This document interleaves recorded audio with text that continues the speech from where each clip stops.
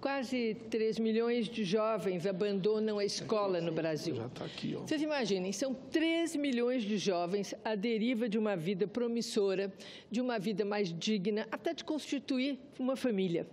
Um aluno a menos na escola pode representar um aluno a mais como aprendiz das ruas, e nós sabemos aonde vai dar. Essa evasão tem um custo social e privado de 49 bilhões ao ano. Porque a gente fala, essa meninada está na rua, ele não estuda, as escolas estão perdendo esses alunos adolescentes, fica no ar. Mas quando você percebe o que custa isso para o Brasil, e o que custa isso em vidas futuras, vidas que poderiam ser produtivas, poderiam, diria até, mais felizes e tranquilas, e que não são, né? Nós gastamos 50 bilhões em educação por ano, e temos uma evasão desse porte, né? Então, é um desperdício de recursos humanos, financeiro. Bom, mas como eu estava lendo uma matéria que saiu no jornal Valor Econômico e que é bem interessante sobre isso, porque fala exatamente dessa perda para a nação quando você tem jovens que não vão à escola ou saem da escola. É uma obviedade, né? Manter fora da escola é um ônus gigantesco, mas é necessário escutar novamente que sai mais caro para o Brasil manter os nossos jovens fora da sala de aula do que educar. É isso que as pessoas não se dão conta, né? Sai mais custoso, gente, é infinitamente mais doloroso em todos os termos, ele está fora do que ele está dentro, né? Porque essa reportagem mostra exatamente isso. É uma pesquisa, Políticas Públicas para a Redução do Abandono e Evasão Escolar de Jovens. Ela foi elaborada pelo Ensino Superior em Negócios, Direito e Engenharia, que é o INSPER. Bom, quais são os dados ali? São estarrecedores. Do total de 10 milhões e 300 mil jovens entre 15 e 17 anos, quer dizer, meninada da população brasileira, 10 milhões, hein? Somente 8 milhões e 800 mil registraram-se em alguma escola no início do ano letivo. Quer dizer, nós estamos perdendo muita garotada. Contudo, dessa população estudantil, 700 mil ainda abandonam. Quer dizer, já é pouco que se inscreve, tem um número grande que abandona antes do final do ano. E 1 milhão e 200 mil é reprovado por mau desempenho ou por não comparecimento, atraso, etc. Então, nós estamos realmente com um problema sério. Isso, mais ou menos, a gente detecta quando a gente vê o número de jovens empregados. Mas, quando a gente vê os dados, né, aí nós percebemos a dimensão do problema, né? Porque o estudo ainda acrescenta que aproximadamente 6 milhões e 100 mil jovens irão concluir o ensino médio com no máximo 1 ano de atraso. E o impacto social resultante disso é irreparável no curto prazo. Se isso se tornar algo recorrente, nós vamos continuar estagnados no limbo dos países que não priorizam a educação. O Brasil continuará a ser um país de imensas desigualdades. Eu tenho uma clareza, senador Paim, que se não investirmos de forma correta na educação, nós não vamos sair do patamar em que vivemos. Os países que resolveram investir na educação focaram. É aqui, é lá que nós vamos. É lá que nós vamos transformar o país. Eu espero que algum dia nós consigamos fazer esse tipo de investimento e prioridade na educação, né? Pois nós sabemos. Agora eu vou continuar da pesquisa, né? No ritmo da evolução da taxa de inclusão, o nosso país levará nada menos que 200 anos para atingir as metas do Plano Nacional de Educação, do PNE, e em específico da universalização do atendimento escolar para a população entre 15 e 16 anos. Pelo PNE, essa meta devia ter sido alcançada no ano passado. Aí eu fico pensando, parece piada, porque você faz um plano que vai dar certo daqui a 200 anos, para que fazer plano? Está de brincadeira. Para que fazer plano, né? Precisamos pensar que a evasão de jovens na escola não é restrita ao Brasil. A média nacional é equivalente à de outros países da América do Sul. Está até abaixo em âmbito global. Entre 2003 e 2013, o Brasil teve um progresso de apenas 1 ponto percentual. Estamos falando de 10 anos. No mesmo período, o Chile cresceu 15 pontos. Nós ficamos iguais. Né? E, de acordo com o pesquisador, se mantivermos a velocidade da última década, serão necessários 150 anos para a gente alcançar os chilenos. E, de acordo com o estudo, seria necessária uma velocidade 23 vezes maior para universalizar o acesso de jovens à escola em uma década. E aí eu me pergunto, então, o que a gente tem que fazer, né, para tornar a aprendizagem algo mais atrativo para o jovem e evitar esse desengajamento, construir um ambiente escolar mais agradável, mais atraente para esses adultos em desenvolvimento. Uma linguagem, eu diria, mais moderna, né? Uma linguagem que atraia, que o jovem queira ficar na escola, que ele sonhe em chegar lá na escola, que seja um momento não só de encontrar os amigos, mas um momento de aprender, de ter conhecimento, de pensar nas oportunidades que aquele conhecimento está gerando, das expectativas, da esperança.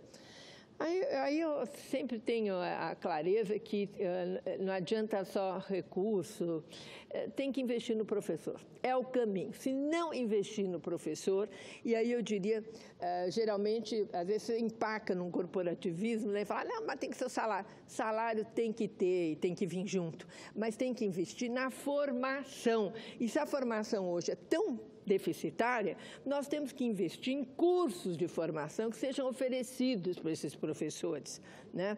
Para que eles possam se aprimorar, para que eles possam ter uma aprendizagem contínua também. Eu diria até que seja complementar ao que eles tiveram ou não tiveram na sua formação. E isso implica em você ter professores que sejam dedicados, mas eu vejo que a maioria dos nossos professores são dedicados, são missionários, senão eles não estariam nessa missão. Porque hoje apanha do aluno aquela professora que foi uma heroína, que salvou aquelas crianças até da creche, uma professora completamente dedicada ao ensino, uma missão mesmo. Mas só isso não basta, nós vamos ter que investir na formação, né? E eu diria que a família é a primeira escola, portanto, os pais têm que ser conscientizados. Eu não diria que esse é o maior problema, não. A família sabe. Toda família sabe, seja pobre ou seja rico, que a escola é o caminho para a sua criança. É o caminho, eu não diria nem de ascensão social, que muitos podem pensar também, mas é o caminho para ser alguém na vida no sentido pleno. Pode ser de sucesso financeiro, mas pode ser de um sucesso no que escolher fazer. Mas, principalmente, a possibilidade de poder escolher na vida o que vai ser, de poder realizar a sua vocação. Quando eu agora estava falando, eu estava lembrando, né? Quando a gente fez os CELS em São Paulo, na época que os CELS tinham tudo, né? Inclusive as orquestras de cordas com 21 mil instrumentos, quantos meninos ali foram para a orquestra, escolhiam um instrumento, sem nunca ter visto um instrumento, e quantas surpresas nós não tivemos. Eu lembro de um caso específico, senadora Regina, que o menino, ele começou a apresentar um problema na mão que não permitia tocar violino direito. E o maestro veio falar comigo, prefeito, eu não sei o que fazer, porque esse menino, eu nunca tive frente a um gênio, e esse menino não vem ao ensaio direito, vem com a mão toda machucada. E aí fomos perguntar ao menino, ele foi muito relutante em contar, mas acabou contando. Sabe por quê? Porque ele cantava entulho com o pai no final de semana, na carrocinha do pai. Esse é o menino que hoje toca numa grande orquestra, né? talento que nós nunca saberíamos, nem ele nunca chegaria próximo de potencializar tudo que ele nasceu, porque talento para a música é bastante inato, né? Bom, voltando ao estudo, ele acrescenta que aproximadamente 6 milhões e 100 mil jovens vão concluir o ensino médio com... não, esse eu já falei, peraí. Nós precisamos pensar, também já falei, que muitos países da América do Sul têm uma evasão grande, que o Brasil nisso está no páreo da evasão, que não é um páreo muito lindo, né? E agora eu também gostaria de falar que nós temos que fazer esse esforço em relação aos professores, melhores recompensas também para eles, estruturação das escolas para receber. Eu não esqueço, no governo da Luiza Erundina, eu trabalhei muito próximo a Paulo Freire na educação sexual nas escolas.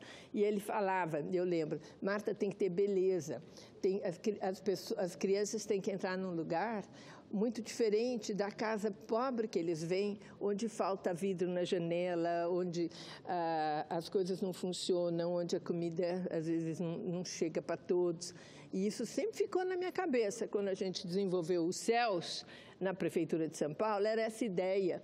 Tem que dar aquele ambiente que a criança não tem, que ela não conhece. Ela começa a pensar aí em novas oportunidades, outras, até profissão. Você lembra, eu lembro que eu falava com as crianças, fizemos uma pequena pesquisa para saber o que elas esperavam ser. O sonho era ser Paquita na época, né?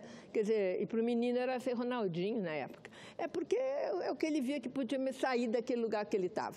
Mas aí, com uma escola bonita, com possibilidades, a criança passa a pensar que ela pode ter outra profissão, que não precisa nem ser do pai, né? Porque muitas vezes o pai nem está ali tão presente, e nem da artista da televisão, que vai ser muito difícil ela conseguir outras coisas. A escola tem que ser isso, uma escola aberta. E essa história ridícula também de ficar falando não pode ter escola sem partido. Gente, escola é para pensar, escola é para ter um professor que pensa diferente do outro, é para o aluno ser instigado a chegar em casa, ter esse debate com o pai, com a mãe, é para o aluno poder fazer um grupo para pensar diferente do professor, ou pensar igual. E alguém aqui que está me ouvindo, algum dia pensa hoje como pensava igual quando tinha 15 anos? Não pensa. Mas por que pensa, adquire a função pensamento?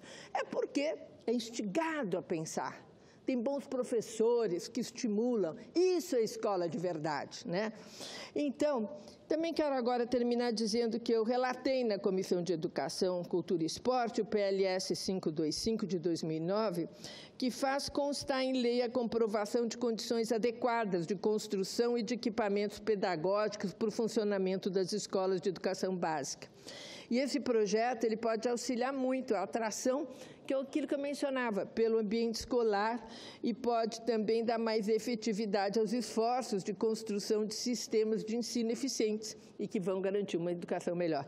E a outra relatoria também que eu proferi, também tratou de dar suporte mais sólido ao ambiente escolar, é o PLC 76 de 2011, que torna obrigatória a oferta de serviço de psicólogo da educação nas escolas públicas de ensino básico, né?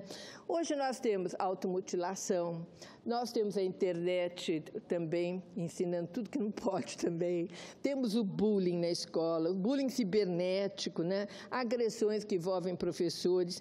Mais do que nunca, nós precisamos cuidar. O professor também está abandonado. O professor não tem nem o tempo hábil, nem a formação para lidar com essa precariedade com que os alunos chegam, com a violência que chegam, com a raiva, muitas vezes, que chegam da situação que vivem ou de que aprendem em casa. Então, sempre achei que seria muito adequado. Pode ser um psicólogo, mas acho que também pode ser um professor mais sensível, que na sala dos professores, na reunião dos professores, possam conversar sobre aquele aluno que era quietinho e, de repente, começa a zoar que a professora não dá aula. Tem alguma coisa errada. Da mesma forma que aquele que era muito esfuziante, virou mau aluno, fica quieto e tímido num lado, muitas vezes é um sinal de abuso sexual, né? O outro que fica lá tentando ser engraçadinho é algum problema, não sabemos qual seja.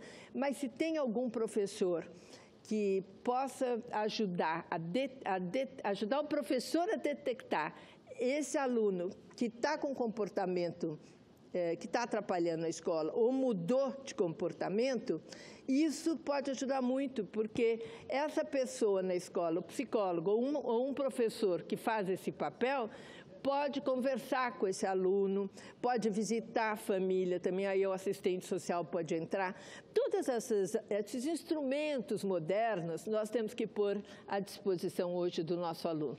Então, essa é a minha conversa com vocês que estão assistindo hoje e falar da grande preocupação que nós temos que ter com a educação dos nossos jovens e de alocação de recursos da melhor forma possível e, principalmente, a preocupação com o nosso professor. Obrigada, senador Paim.